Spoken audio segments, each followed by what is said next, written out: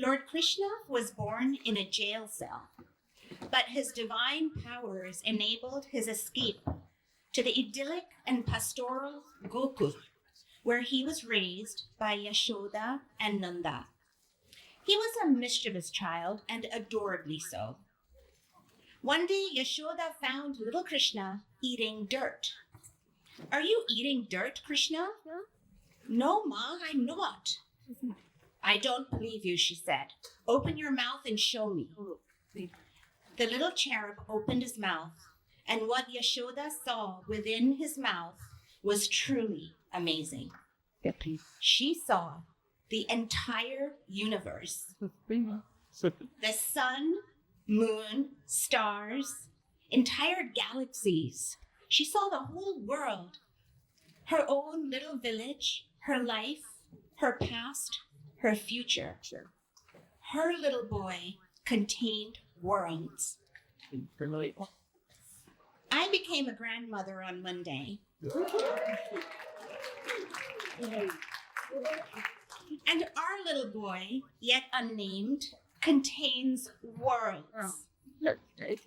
His mother is secular herself and comes from a Christian family in Atlanta. Her mother and her grandmother share an Episcopal connection. That's their church. The baby's father, my oldest son, has Hindu parents from India and a Jewish father, his own Nanda, an anti-Zionist Jew with Romanian ancestry. Our little boy contains worlds. How will we put him into a box that is labeled Hindu, Christian, Jewish, brown, white, religious, secular, immigrant, Indian, American? Where is the box that has all those labels and more? Or no labels at all? Religious authoritarianism, religious nationalism erases the worlds within each one of us.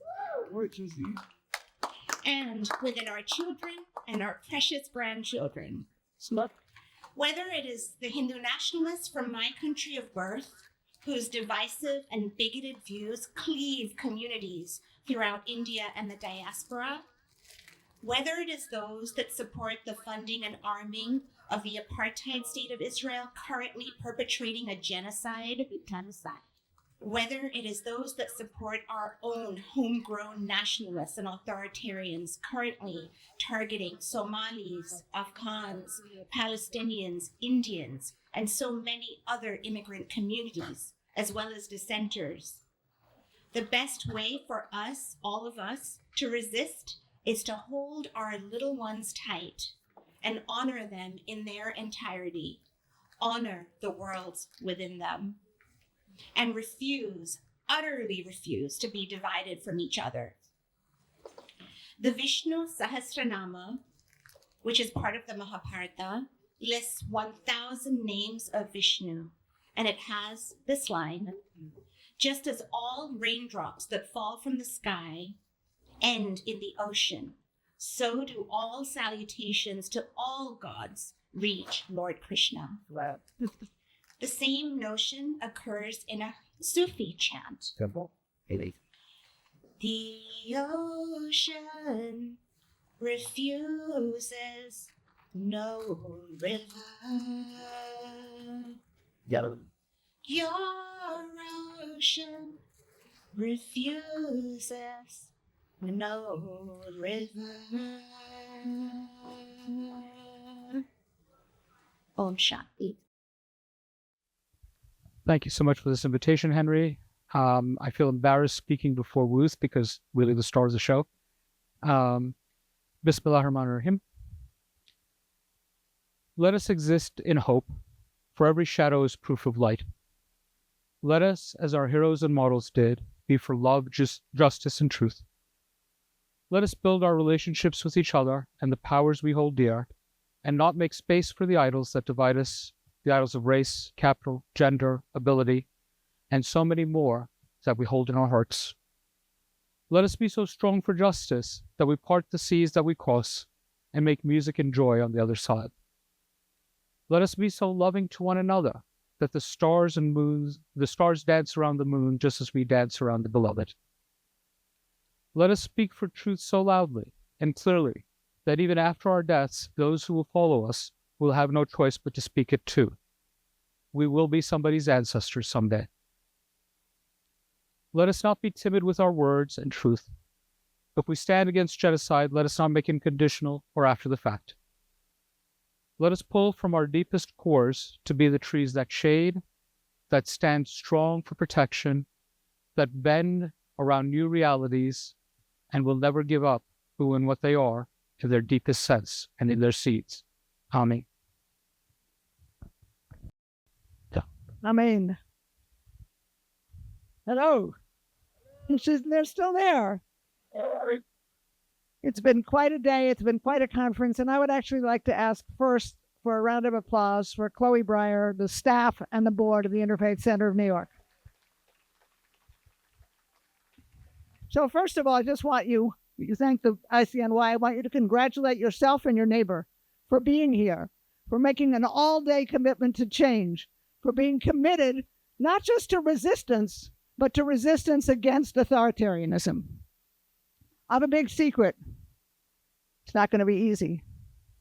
But you know that despair is not a strategy, that we are obligated from our different faith traditions and for many people from their secular upbringing to actually act and to do something that will make a difference for themselves. And as Hussein said so beautifully in that prayer, for our children and our grandchildren. I have 5 great-grandchildren.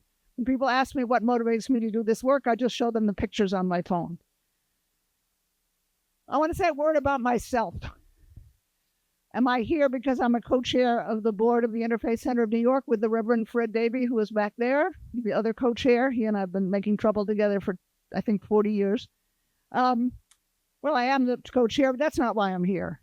Am I here because I was fortunate enough, thanks to many of you, to have a career in elected office? I was, but that's not why I'm here. Am I here because I've been committed for the last 3 years, particularly to doing immigration work and to doing everything I can to get the right people elected to office at the city, state, and federal level? And by the way, this is a nonpartisan meeting, so I will just point out that Oscar Romero is in this room and Rabbi Stephanie Ruskay is in this room, and they both happen to be running for office, but that's all I said. I'm actually here because I think for many of us, this really runs in our blood. So the story you don't know about me, where this all started when I was 9 years old. Some people might remember Williamsburg, Virginia, the colonial town. My parents took me to see it. The first gas station we stopped out in the South, we got out of the car to stretch.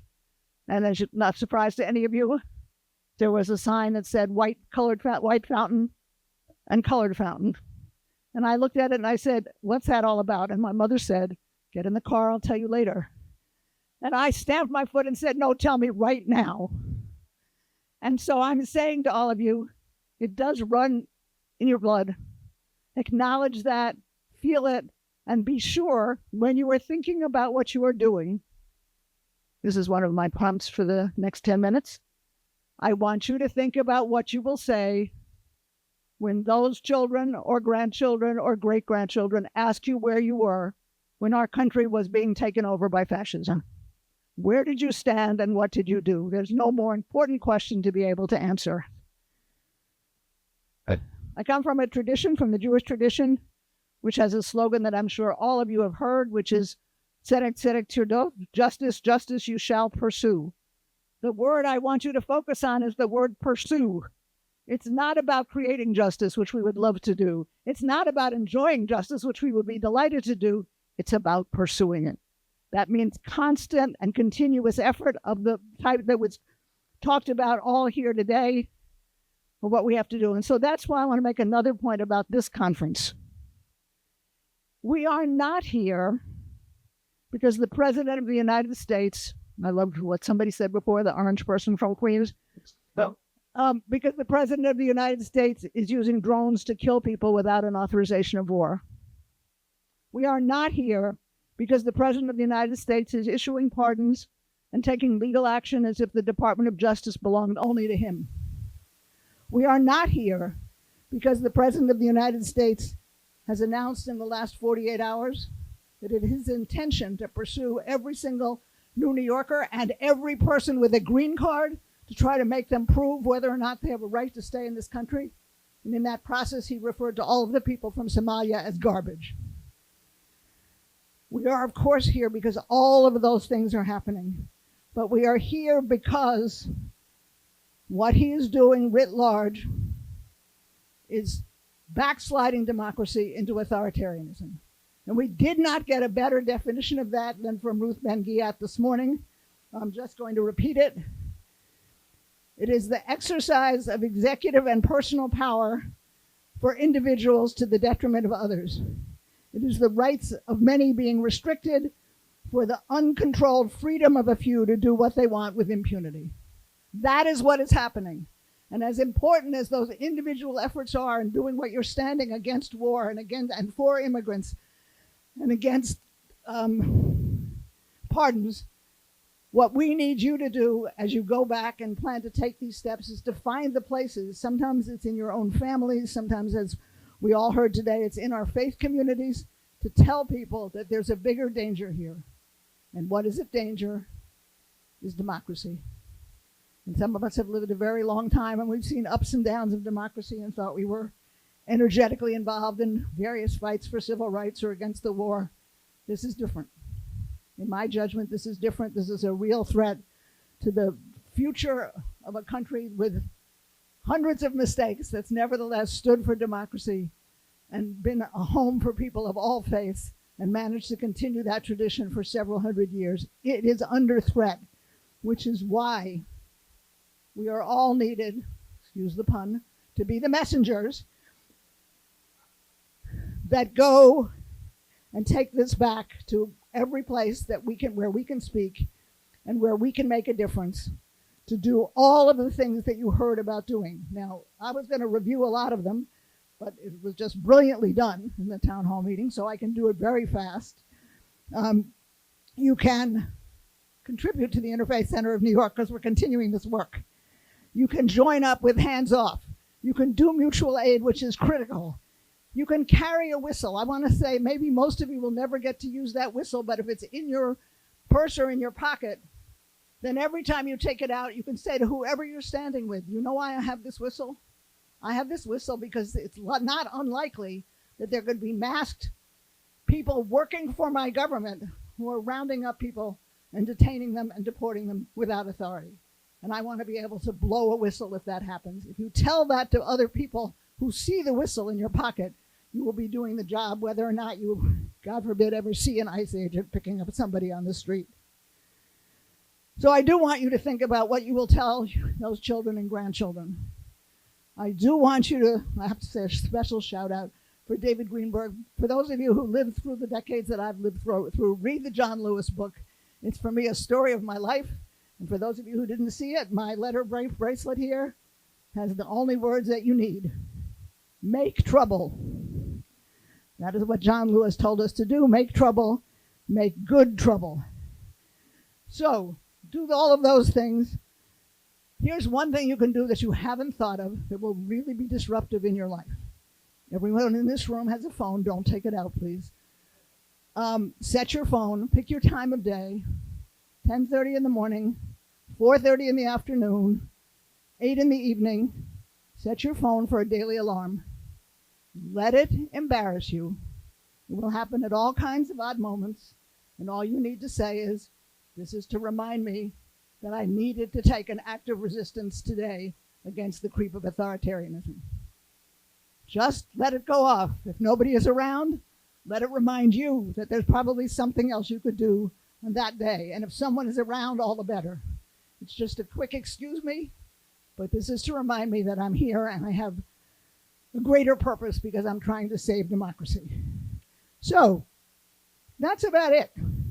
Join the Beacon group, not just tonight, but every Thursday in your own neighborhood. And thank Rabbi Sharon Kleinbaum for that extraordinary innovation which can spread and is spreading all the way across the country. And now I'm going to close with more than quotes than you need, but I'm hoping in what I share with you, these are the handful of quotes that most motivate me not today, not this week, but in my entire political and activist life, and maybe one or the other of them will speak to you. So I told you that John Lewis says to make trouble. Rabbi Abraham Joshua Heschel, who was probably my most iconic person in my life, said, listen carefully, in a free society where terrible wrongs exist, some are guilty, but all are responsible. And on a very different level, Eleanor Roosevelt said, every day, this goes back to my alarm, every day you must do the thing you think you cannot do. And Audre Lorde, the distinguished black feminist poet, said, my silences will not have not protected me. Your silences will not protect you. And finally, I have a new quote. So put up your hand if you know who Elizabeth Willing Powell was. Good. That's the response I want. Elizabeth Willing Powell, great name, was a Quaker in the 18th century in Philadelphia. She saw Ben Franklin going into the building to write the Constitutional Convention, and she said, so, Dr. Franklin, do we have a republic or a monarchy? And Ben Franklin said, and if you don't take anything else out of today, I want you to hear this. Ben Franklin said, Madam, we have a republic if you can keep it. And folks, that is where we are now. The charge to all of us is to be sure we can keep it. Thank you.